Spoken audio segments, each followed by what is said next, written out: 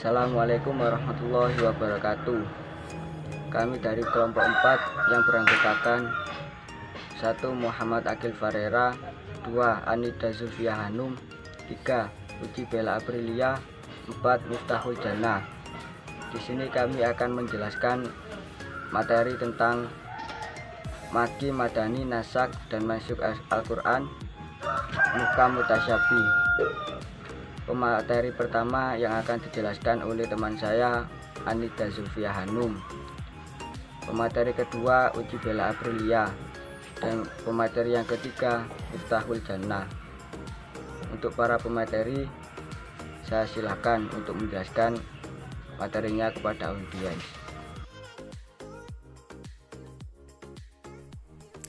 Pengertian Maki Madani. Kata Maki dan Madani merupakan bagian dari terma yang ada dalam kajian Al-Quran yang dimaksudkan untuk memberikan nama kota, jenis surat, atau ayat dalam Al-Quran. Keduanya lahir dari dua nama kota besar yang ada di Jazirah Arab, yaitu Mekah dan Madinah.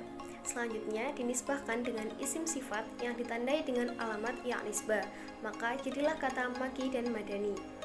Dengan demikian, yang dimaksud dengan ilmu Maki Madani adalah ilmu yang membahas tentang ihwal bagian Al-Quran, surah atau ayat yang Maki dan bagian yang Madani, baik dari segi arti dan maknanya. Macam-macam dan dasarnya. Surat-surat Makkiyah murni yaitu surat Makkiyah yang status ayatnya Makkiyah semua dan jumlahnya ada 58 yang berisi 2074 ayat. Selanjutnya surat Madaniyah murni yaitu surat Madaniyah yang status ayatnya Madaniyah semua dan menurut penelitian jumlahnya ada 18 yang berisi 737 ayat. Selanjutnya, surat-surat Makkiyah yang berisi ayat-ayat Madaniyah, yaitu surat-surat yang sebenarnya kebanyakan ayat-ayatnya adalah Makkiyah, sehingga berstatus Makkiyah.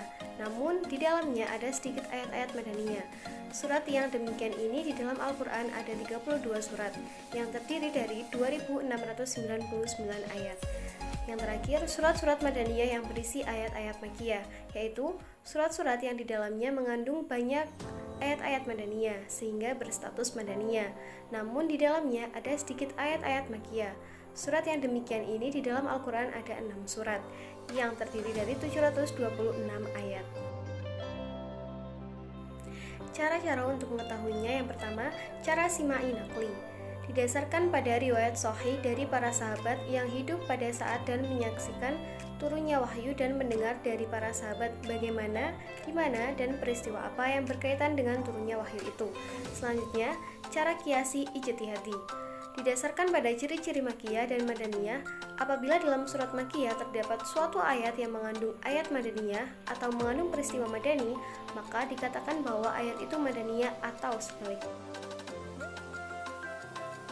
Nah, untuk mengetahui ciri-cirinya, ayat tersebut Makkiyah atau Madani, yang pertama ialah Makkiyah. Memiliki ayat atau suku kata yang pendek-pendek. Kata-kata yang dipergunakan dalam ayat tersebut sangat mengesankan, bersajak atau penuh dengan syair serta ungkapan perasaan.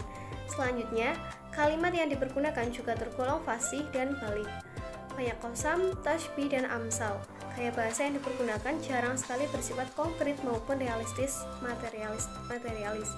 Dalam setiap surat terdapat lafaz qala dan ayuhan nas. Yang kedua ialah Madaniyah. Ayat atau surat-surat tergolong al-masaniyah mempergunakan kata-kata atau kalimat yang bermakna mendalam, kuat, dan juga kokoh, mempergunakan kalimat-kalimat usul serta ungkapan syariah. Terkandung seruan ya ayyuhallazina amanu. Ayatnya panjang-panjang dan menggunakan gaya bahasa yang dapat menjelaskan tujuan dari ayat tersebut serta dapat memantapkan syariat. Kegunaan atau manfaat Makkiyah dan Madaniyah dapat digunakan sebagai alat bantu bagi mufasir atau pentafsir untuk menafsirkan Al-Quran, sebab pengetahuan mengenai tempat turun ayat dapat membantu memahami ayat tersebut dan menafsirkannya dengan tafsiran yang benar.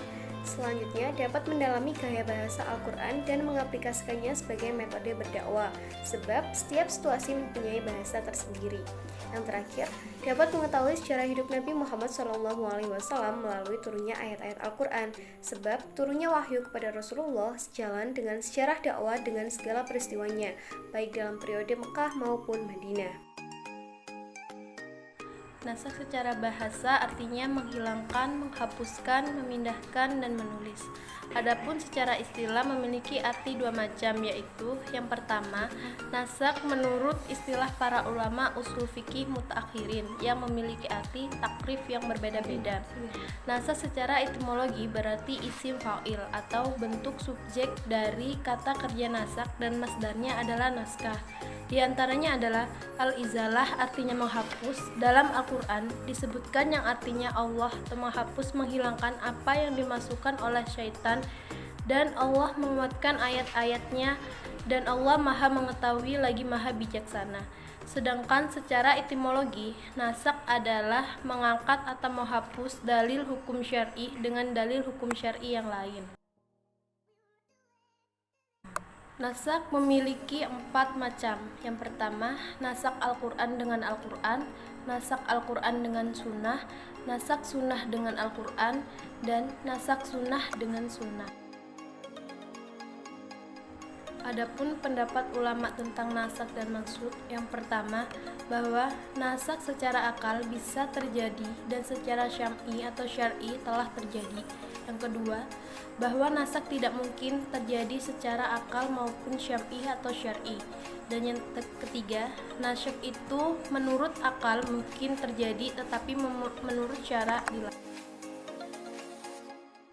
Hikmah naskah. Yang pertama, mengukuhkan keberadaan Allah. Yang kedua, dengan naskah dan maksud ini diharapkan pula kita akan mempunyai prediksi dan pengertian bahwa Allah itu memang adalah zat yang maha bijak, maha kasih, maha sayang, bahkan Alham Ar-Rahimin. 3. Memelihara kemaslahatan hamba. 4. Perkembangan tasri menuju tingkat sempurna sesuai dengan perkembangan dakwah dan kondisi umat Islam. Yang kelima, cobaan dan ujian bagi seseorang mukallaf untuk mengikutinya atau tidak. Yang keenam, menghendaki kebaikan dan kemudahan bagi umat. Selanjutnya, pengertian muka mutasyabih. Muka mutasyabih merupakan istilah yang berasal dari bahasa Arab. Menurut ahli tafsir, mukam secara etimologi berasal dari kata al-itqan dan juga dari kata al-ihkam. Adapun mutasyabih secara etimologi yang berasal dari kata at-tamaksil. Mutasyabih juga berasal dari kata tasyabuh yang bisa bermakna sesuatu dari dua hal yang menyerupai yang lain. Sikap ulama terhadap muka mutasyabih. Mazhab salaf, yaitu para ulama yang mempercayai dan mengimani ayat-ayat mutasyabih dan menyerahkan sepenuhnya kepada Allah sendiri. Tauhid ilallah. Mazhab khalaf, yaitu para ulama yang berpendapat perlunya menakwilkan ayat-ayat mutasyabih yang menyangkut sifat Allah sehingga melahirkan arti yang sesuai dengan keluhuran Allah. Pengertian fawati aswar. Istilah fawati aswar terdiri dari dua kata, yaitu fawati dan aswar. Fawati merupakan jamak dari fatihah yang berarti pembuka, sedangkan aswar adalah jamak dari surah. Berarti surah dan aswar yang bermakna surah-surah. Dengan demikian, istilah fawati aswar secara harfiah berarti pembuka surah-surah. Mana Khalil Alam Al-Qatan di dalam kitabnya Mabahits fil Ulumil Quran mengidentikan fawati suwar dengan huruf-huruf yang terpisah, yakni huruf potong yang posisinya yang berada pada permulaan surat Al-Quran. Hikmah adanya ayat-ayat mukam mutasyabih. Hikmah mukam: 1. Menjadi rahmat bagi manusia. 2. Memudahkan bagi manusia. 3. Mendorong umat untuk giat memahami, menghayati, dan mengamalkan isi kandungan Al-Quran.